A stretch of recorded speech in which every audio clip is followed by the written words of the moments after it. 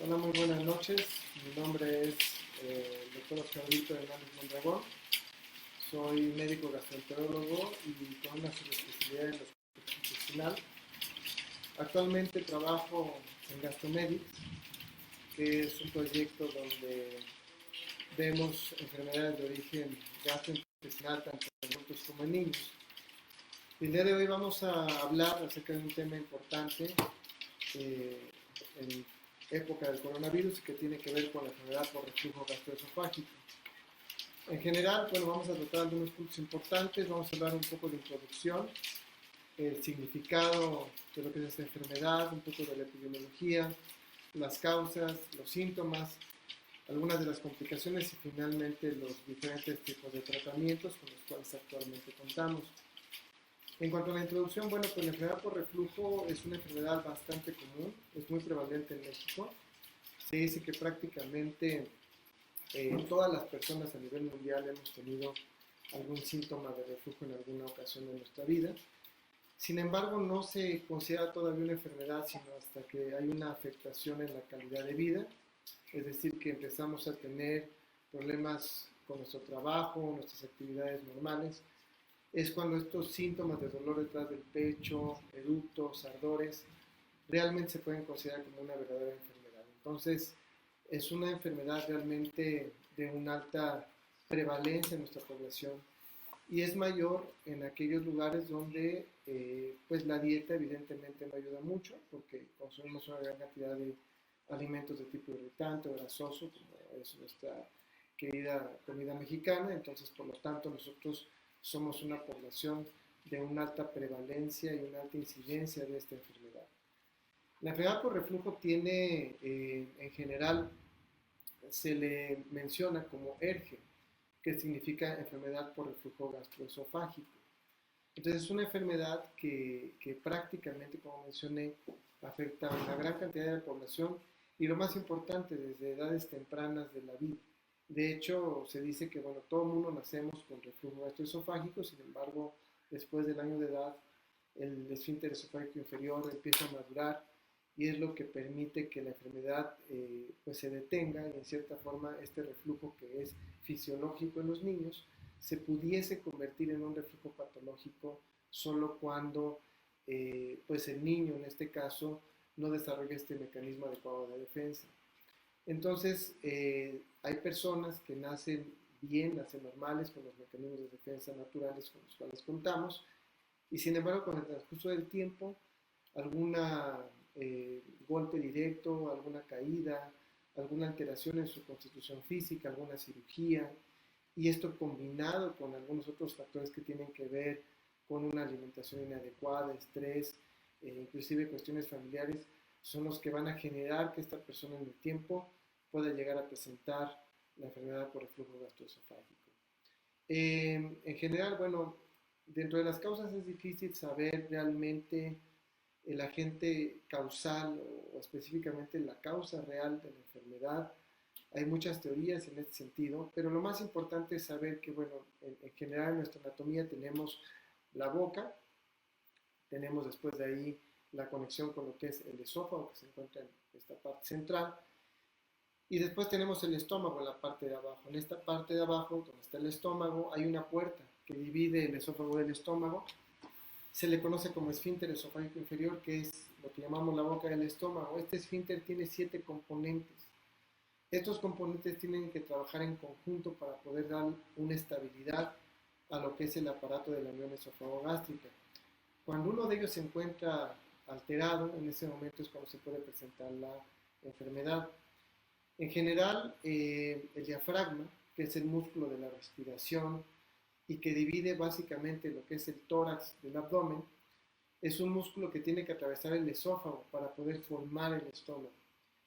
Cuando la distancia que hay entre lo que es la apertura del diafragma y el inicio de la piel de lo que es el estómago es más de 3 centímetros, se le conoce como hernia hiatal. Y la hernia hiatal es probablemente una palabra que casi prácticamente muchas personas en algún momento hemos escuchado. La hernia hiatal es un defecto anatómico donde dentro de estos 7 componentes que ya mencioné, prácticamente el 50% de la fuerza se encuentra basado en la relación que hay entre el diafragma y el inicio de la piel del estómago o la mucosa gástrica, los pliegues gástricos.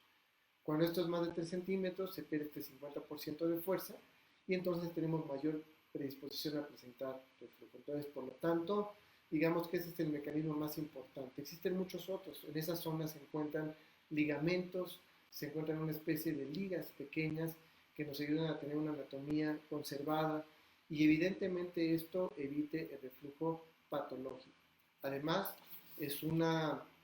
no solamente un aparato estático, sino que también tiene un control cerebral, el cual existe un músculo que se le conoce como esfínter esofágico inferior, que es como una pequeña puerta que tiene contracciones, y esas contracciones tienen una presión, la cual también es regulada de manera cerebral.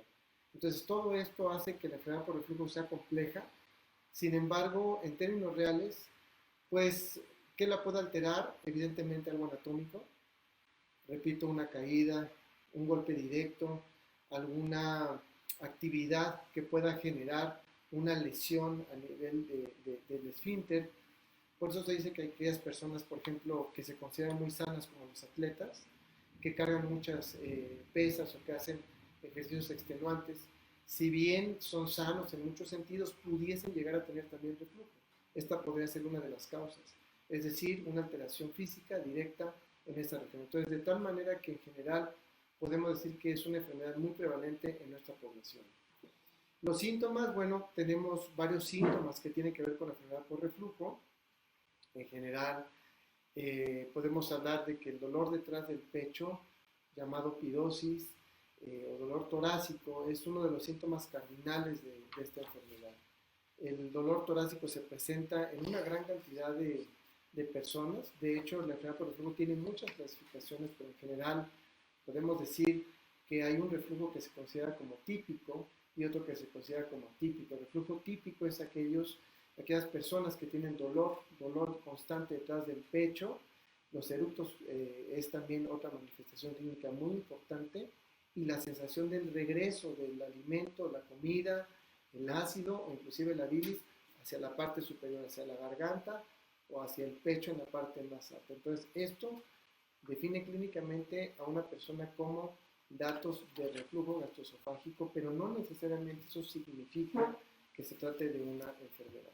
Una enfermedad, como ya mencionamos, sería cuando ya tiene una alteración en la calidad de vida de manera importante. Entonces ahí es como ya podemos definir la enfermedad como enfermedad por reflujo.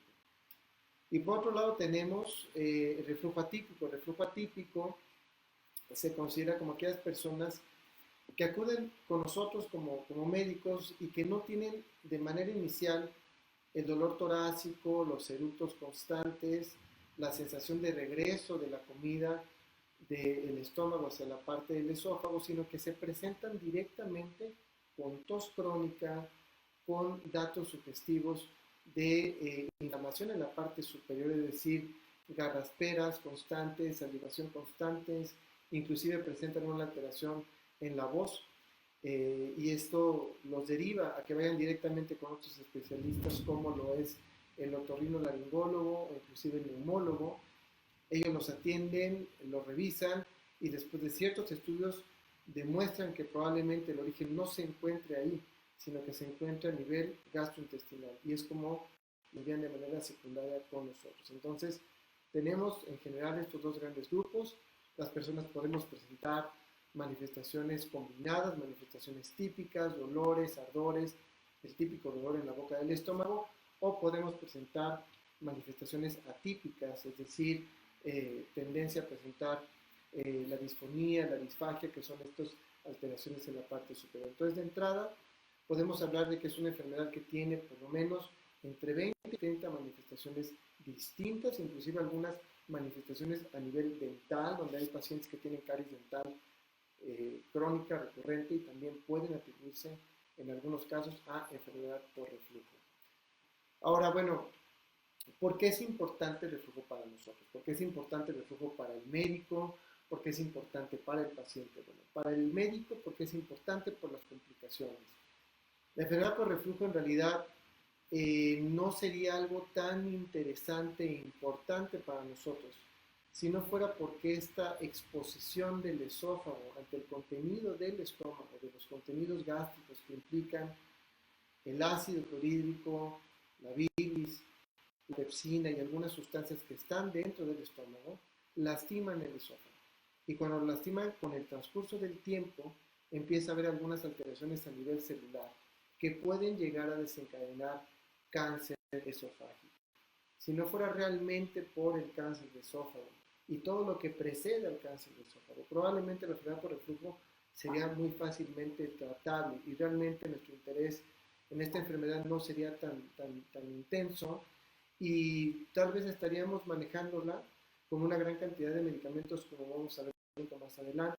Sin embargo, el problema principal radica en que dentro de las complicaciones de la enfermedad, el cáncer de esófago, el adenocarcinoma esofágico, es una enfermedad muy frecuente en nuestra población y a veces los pacientes debutan ya directamente con el adenocarcinoma y cuando los interrogamos realmente son personas que tenían reflujo desde mucho tiempo atrás, pero que realmente no tuvieron acceso a un tratamiento adecuado. Entonces, básicamente eso es lo más importante aquí.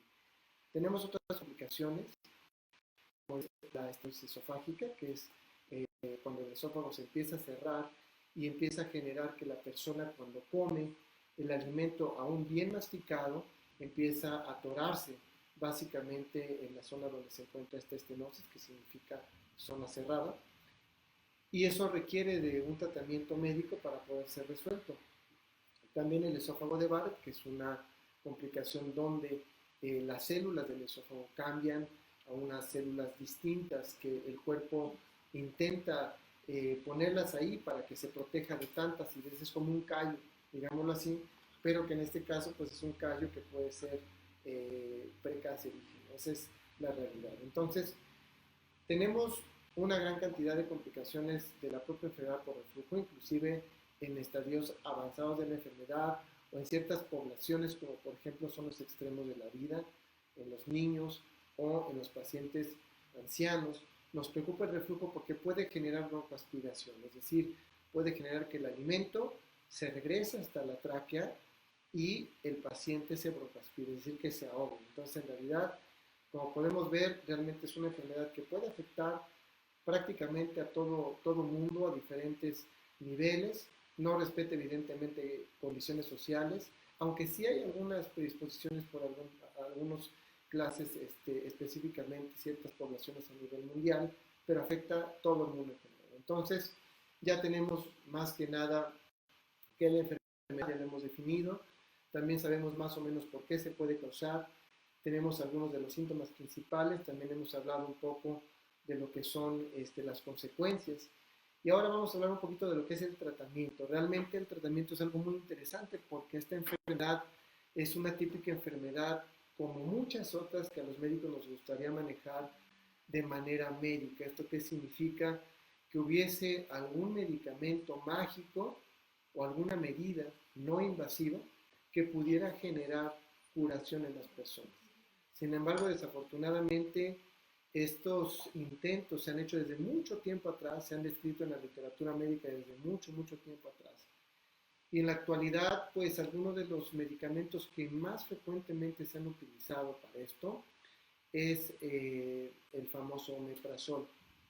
Entonces, ¿a qué nos referimos? Hay muchas, desde medidas generales, por ejemplo, desde reinar, digamos, la cama, más de 30 a 45 grados, donde la cabecera la podamos poner en esta altura para que esto genere un efecto gravitacional y el reflujo que pueda subir hacia la parte de arriba baje. Estas son medidas, digamos, que podemos realizar en general.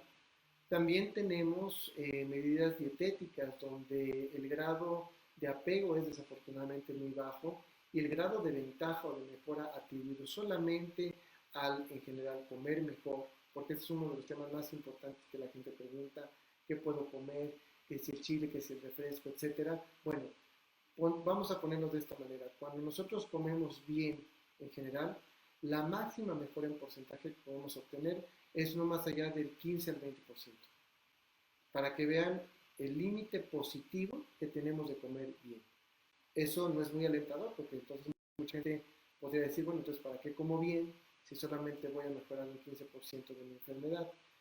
Pero si ponemos el otro extremo, ¿qué pasa si como mal? Si empiezo a comer tacos, tortas, tamales, hamburguesas, tlacoyos, pizzas, etcétera, puedo tener un empeoramiento de más del 90%. Entonces, es muy extremo el resultado. Si yo como bien, no me va tan bien, pero si como muy mal, me va extremadamente mal, empeoro mis síntomas. Entonces, por lo tanto, se recomienda, en términos dietéticos, se recomiendan dietas balanceadas, se recomienda que en general se identifiquen aquellos agentes, sustancias o alimentos que sí sabemos que pueden generar mal reflujo y tratemos de evitarlos. Por ejemplo, el alimento como tipo café, el chile o el refresco tienen diferentes mecanismos por los cuales nos pueden generar el reflujo. En el caso del refresco, por el gas, el cual aumenta la presión intraabdominal, es decir, infla el estómago, y eso genera que los sensores de la puerta que mencioné que están aquí a nivel del esfínter sensen más rápidamente la distensión y hagan que se abra rápidamente, generando reflujo de todo el contenido que yo tenga en ese momento por el refresco que acabo de consumir. En el caso del efecto irritativo directo ejercido por el chile o el café, son dos cuestiones distintas a lo que ya mencioné, por ejemplo, con el refresco. Hay algunos alimentos y algunas características de alimentos que también pueden ser reflugénicos. Entonces, en general, el tema de la dieta, el tema del ejercicio, el tema de cómo tengo que dormir, sí tiene un efecto positivo en las personas, pero desafortunadamente es un efecto que tiene un límite, que no va más allá de un 20% cuando se usa de manera combinada. Tenemos también el tratamiento con medicamentos, como ya mencionamos, el omeprazol ha sido uno de los medicamentos más comunes e importantes que se han utilizado para esta enfermedad. Su predecesor, la ranitidina, como ya todo el mundo sabemos, el año pasado fue eliminada del mercado. ¿Por qué? Porque tenía una relación con algunos tipos de cáncer. Entonces, ¿por qué es importante todo esto? Porque en general estamos observando que los medicamentos, como ya mencioné, pues es una maniobra que sería muy atractiva para todo el mundo. ¿Por qué? Porque es una maniobra que no es invasiva para la gente, donde tú tomas un medicamento y con eso debería ser suficiente para controlar el problema y evitar las complicaciones que ya mencionamos, lo terrible que pueden llegar a ser. Sin embargo, esto tiene un costo. En medicina, cualquier maniobra que tengamos tiene también un riesgo. Y ese riesgo puede ser medido, como en el caso de estos medicamentos que utilizamos, y puede ser tan tardado de identificar como en el caso de la ranitidina, donde muchos años después, décadas después de haber utilizado más de 30 o 40 años de forma seguida, nos dimos cuenta que podía tener una relación con algún tipo de cáncer. Entonces, el omeprazol, que es un medicamento de la generación de los famosos inhibidores de bomba de protones que fueron inventados en los 90 y que actualmente tenemos ya una amplia experiencia con su uso de manera continua y donde nuestros iniciales dudas y problemas eran con la generación potencial de cáncer por algunos experimentos que se hicieron en algunos animales de manera preclínica. En la actualidad ya han sido descartados, es decir, es un medicamento bastante común, es un medicamento bastante seguro. El gran problema que tenemos es que el 30% de la gente que lo toma a dosis adecuadas no le funciona, es decir, tenemos resistencia al omeprazol. Y además de eso, tenemos efectos secundarios por la propia medicina. Por ejemplo, en algunas personas de edad avanzada, el uso del omeprazol se ha relacionado con osteoporosis, se ha relacionado con neumonías, se ha relacionado también con descalcificación general. Entonces, por lo tanto, toda la gente que de pronto lo toma de manera indiscriminada porque tienen otras enfermedades dentro de la hipertensión, la diabetes, la enfermedad renal y que aparte toman su omeprazol, dice que para proteger el estómago, los ponemos en riesgo porque el propio omeprazol también tiene un riesgo inherente de su consumo crónico. Entonces, por lo tanto, es importante saber que los medicamentos también tienen un riesgo. En el caso de los antiácidos, como es el Melos, como es el Ropan, como son todas estas medicinas que intentan proteger directamente la mucosa del esófago y la mucosa gástrica, también tienen efectos secundarios por acumulación a nivel renal. Entonces, probablemente si esta persona no tiene una ingesta adecuada de líquidos, si no tiene ciertas condiciones en su cuerpo, puede generar problemas de formación de cálculos. Entonces, como podemos darnos cuenta, el tratamiento médico no es para todos, así como el tratamiento dietético, el tratamiento que ya mencionamos antes con ejercicio y con algunas medidas, es algo de lo que toda la gente tendríamos que hacer en general si padecemos esta enfermedad, pero tenemos cierto grado de respuesta. Y esa es la razón por la cual dentro de la evolución de los tratamientos tenemos la cirugía. Hablar de por qué se presentó esta enfermedad, podemos decir también que el aparato de la unión del esófago con el estómago está lastimado. Y al estar lastimado, eso genera que por lógica tengamos que repararlo. Entonces, ¿cómo lo reparamos? Lo más lógico sería suturar o sería cerrar esta puerta que está ya lastimada, que está dislocada.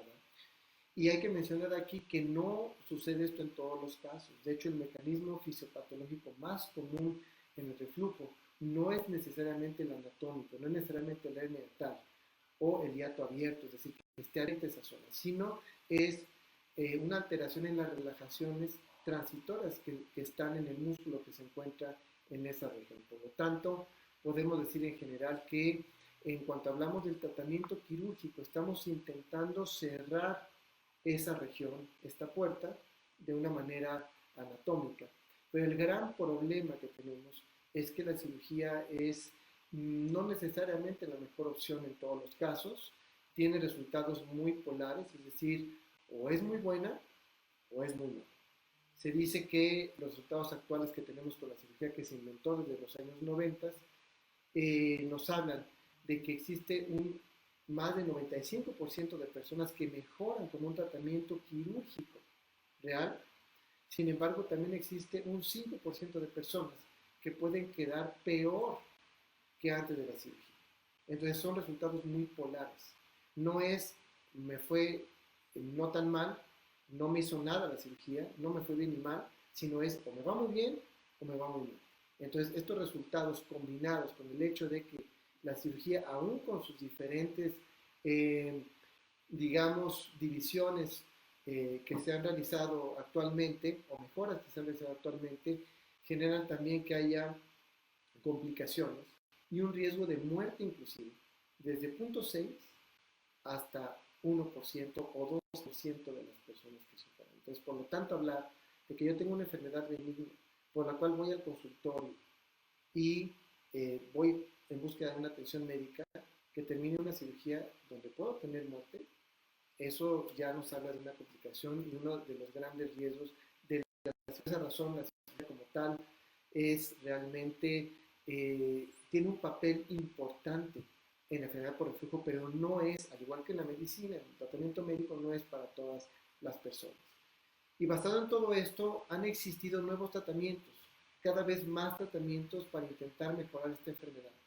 Y es aquí donde tenemos los tratamientos endoscópicos. Los tratamientos endoscópicos han sido un boom en los últimos años. Uno de los primeros tratamientos endoscópicos que iniciaron fue un tratamiento llamado Stretta, donde lo que se busca es a través de unas pequeñas agujas que se meten por un tubo por la boca, como una endoscopía, lo que intentan es engrosar la unión esofagogástrica, es decir, tratar de que la puerta que ya mencionamos se haga más gruesa en un intento que detenga el reflujo que viene del estómago hacia la porción superior. Este tratamiento inicialmente tuvo muy buenos resultados a nivel mundial. En México entró hace mucho tiempo, pero el resultado fue muy malo y se fue del mercado. Actualmente, hace un par de años ha regresado con nuevas generaciones y promete bastante. Sin embargo, los resultados actuales son contradictorios en cuanto a que si mejora o no realmente los pacientes sometidos, sobre todo a mediano o largo plazo después de este tipo de tratamientos.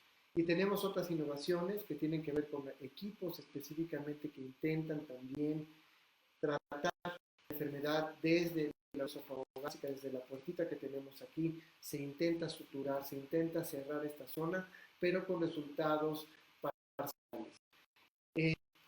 Finalmente, también tenemos nuevos tratamientos que se llaman tratamientos ablativos. Dentro de estos tratamientos ablativos, nosotros como grupo hemos también realizado un interesante trabajo donde hemos evaluado el cómo un tratamiento endoscópico con un láser especial a nivel de la unión esofagogástrica en pacientes que no padecen hernia hiatal, qué tanta mejora les genera. Y hemos visto que los resultados a mediano plazo, es decir, a más de 3 años de un tratamiento con este tipo de cirugías, pero que se hacen a través de un endoscopio con la boca, es decir, no por fuera con incisiones, con hoyos, ni nada por el estilo, pareciera tener resultados de más de 80% de mejora continua en este grupo de personas. La calidad de vida mejora más del 90% y la necesidad de tratamiento continuo con las medicinas, los medicamentos, disminuye menos del 10%. Entonces, por lo tanto, realmente pareciera tener resultados prometedores. Es un tratamiento relativamente sencillo, de un solo día, en un solo momento, y prácticamente esto es algo de lo más importante que tenemos en la actualidad en la mayoría de los pacientes que tienen reflujo y donde su alteración anatómica no es tan grave. Entonces, en general, pues esas son algunas de las cosas que tienen que ver con reflujo. Este último tratamiento que estoy mencionando se le conoce como ARAT. Es un tratamiento que habla acerca de la ablación o de la, tratamiento con láser de la unión esofagogástrica. Repito, es un tratamiento novedoso, es un tratamiento que actualmente estamos realizando, es lo más nuevo que tenemos en reflujo. Y lo más prometedor es que en aquellos pacientes candidatos, en aquellos pacientes que son candidatos a este tratamiento, por lo menos a mediano plazo les va muy bien. Y como ya mencioné, mejora la calidad de vida, disminuye el consumo crónico de medicamentos, porque otra cosa importante es saber qué sucede, doctor, con el reflujo. ¿Cuánto tiempo voy a tomar la medicina? ¿Cuánto tiempo me va a durar la enfermedad? Tenemos que la enfermedad es intermitente, pero es de por vida. ¿Por qué?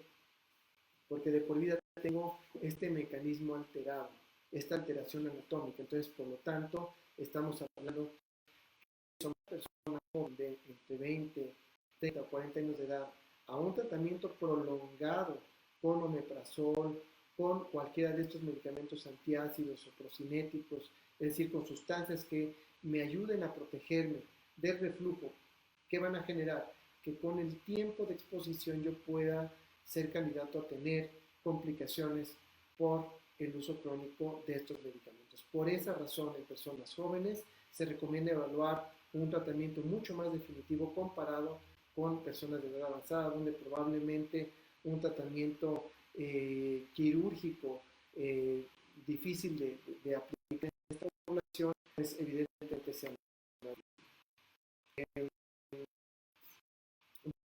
preguntas que nos están haciendo actualmente. Vamos a leer algunas de ellas. Bien, una de las preguntas que nos hacen aquí es si la cirugía incapacita. Bueno, la cirugía como tal no incapacita.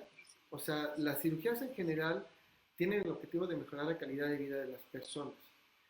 Sin embargo, el hacer una cirugía convencional, es decir, una fundicatura, que es el tipo de cirugía que se realiza, generalmente tiene como consecuencia un estado de recuperación más complicado y más prolongado. ¿Por qué? Porque en general tienes una estancia intrahospitalaria, o sea, tienes que estar en el hospital varios días y por esa razón pues tu recuperación en el tiempo también tarda mucho.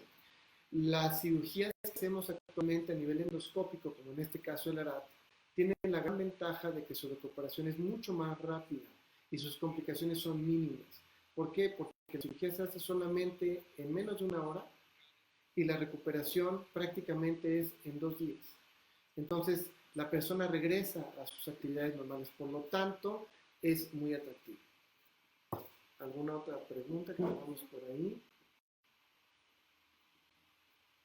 La verdad, todos los pacientes con reflujo se pueden. Ok, todos los pacientes con reflujo, no. No. O sea, algo bien importante que no hemos mencionado es, los médicos, cuando vemos un paciente que tiene reflujo, le tenemos que hacer un protocolo de investigación. Es decir, tenemos que saber qué tipo de reflujo tiene, qué tipo de reflujo tiene. Para eso tenemos diferentes armas.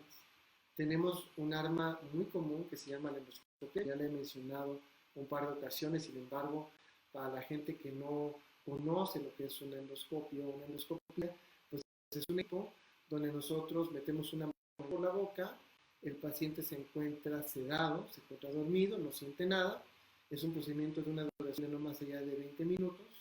Nosotros revisamos desde la garganta, el esófago y el estómago, y nos interesa específicamente el daño a nivel de la laringe, el daño en el esófago, nos interesa ver específicamente la presencia o no de hiato y ver específicamente también si el hiato se encuentra o no abierto, porque toda esta información nos va a ayudar a saber de manera anatómica a cuál de las cirugías pudiese ser candidato o si de plano tal vez no sea candidato a un tratamiento quirúrgico.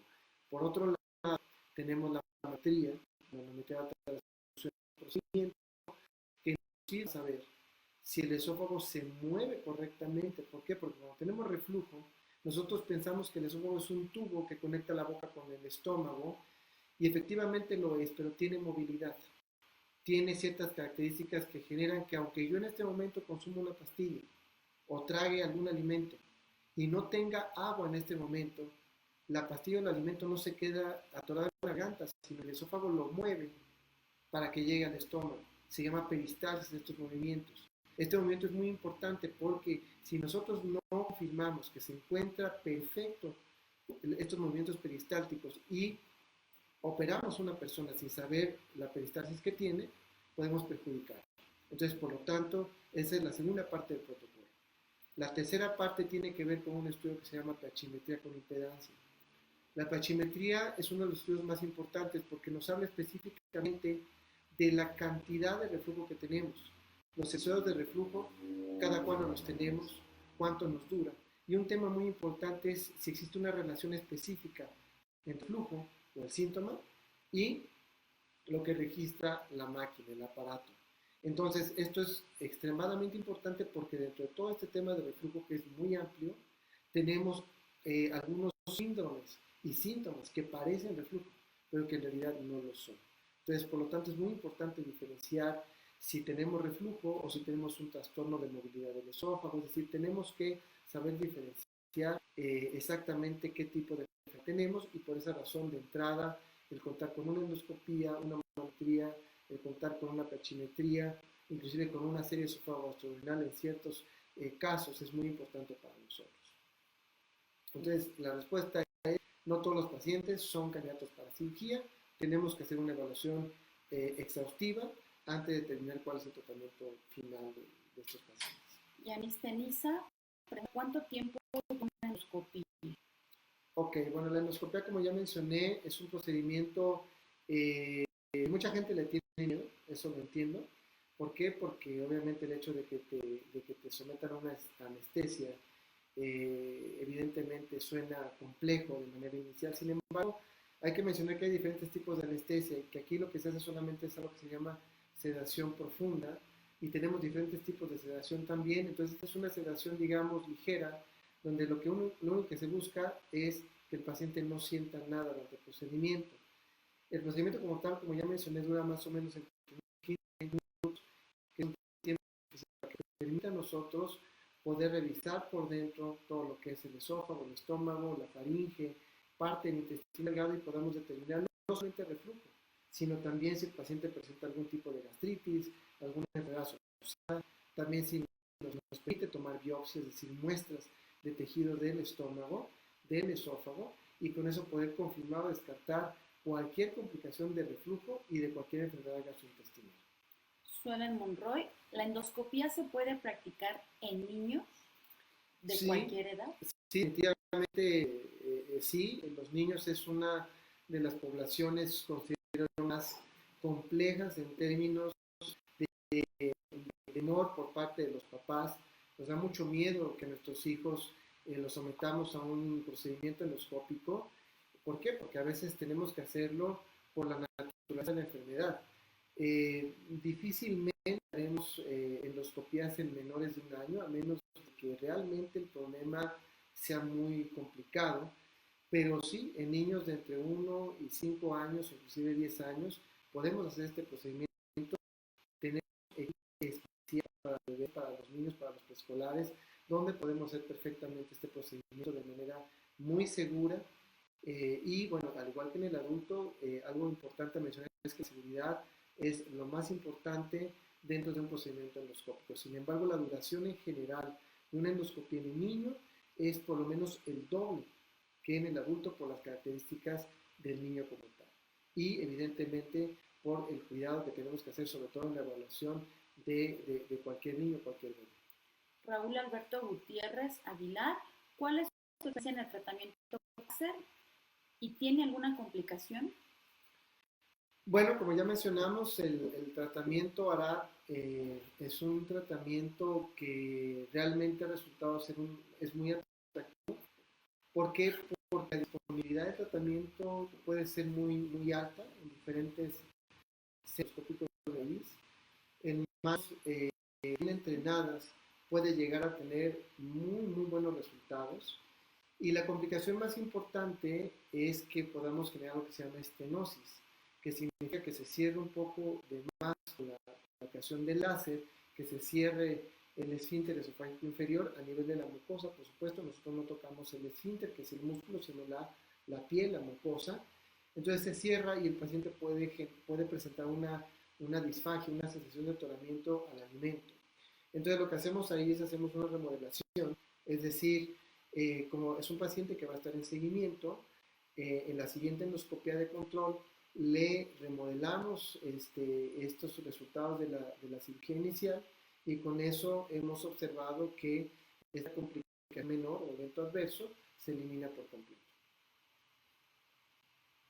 Bueno, pues espero que esta información les haya resultado de su agrado, sobre todo que es una información que les ayude a acudir con su médico.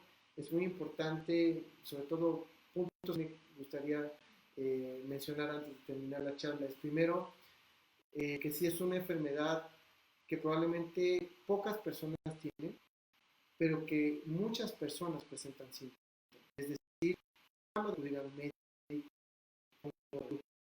cuando se presenta frecuentemente en una semana, cuando mi anual, mi trabajo, mi vida las empiezo a alterar por esta enfermedad, cuando los síntomas, cuando llego a tener datos como que pierdo peso de la nada, dejo de comer, se me atora la comida, o cuando tengo síntomas altos.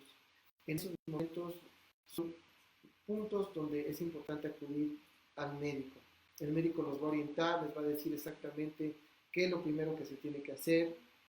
Seguramente les ofrecerá con medicamentos, seguramente esto es muy bueno, lo inicial, lo mejor, lo más importante, las medidas que ya mencionamos, tratar de elevar la cama, tratar de evitar algunos tipos de alimentos, portarse bien en general y pues tenemos de tener una mejora. ¿Y cuándo acudir con el especialista? Bueno, cuando todo esto que ya hemos mencionado no resulta y no mejora, o inclusive si en mi familia yo tengo antecedentes de cáncer, es muy importante que de manera inicial vaya directamente con el especialista. Y ya él será el responsable de ofertarles el tratamiento, orientarlos a mejorar las opciones de las diferentes opciones que tenemos para tratar a las personas. Y bueno, pues yo espero con esta información ustedes puedan tener las herramientas adecuadas para poder acudir al médico de manera adecuada. Entonces, les agradezco mucho a toda la atención. Les pedimos que nos den un like para que toda la gente vea este video, que lo compartan, por supuesto, porque eso es una información para todo el mundo, para todas las personas. Y bueno, estamos en Gastromedics, tenemos diferentes sucursales para que acudan con nosotros y podamos orientar a este. Muchas gracias y buenas noches.